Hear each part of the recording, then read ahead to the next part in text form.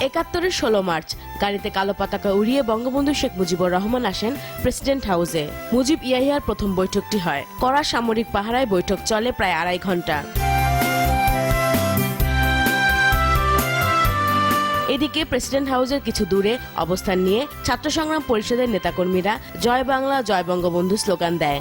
এমন স্লোগান অনেকটাই চাপে ফেলে ইয়াহিয়াকে। দিনে বঙ্গবন্ধুর সঙ্গে বৈঠক শেষে রাতে জেনারেলদের সঙ্গে বাঙালি হত্যার নিখুঁত পরিকল্পনায় বসেন ইয়াহিয়া। ১৬ মার্চ লন্ডনের গার্ডিয়ান পত্রিকায় একটি রিপোর্ট প্রকাশ হয়। তাতে বলা হয়, খুলনায় সংগ্রাম কমিটি ট্রেনিং সেন্টারে ৫৮ গ্রামে ৩০০ লোক ট্রেনিং নিচ্ছে। পাক গোয়েন্দারা রাওয়ালপিন্ডিতে বার্তা পাঠায়, রাষ্ট্রের কোষাগারে জমা হওয়া ২,৪৪,০০০ টাকা শেখ মুজিব সামরিক খাতে খরচের নির্দেশ দিয়েছেন। অন্যদিকে ভারত সরকার তার ভূখণ্ডের উপর দিয়ে সব বিদেশি বিমানের পূর্ব পাকিস্তান যাওয়া নিষিদ্ধ করে।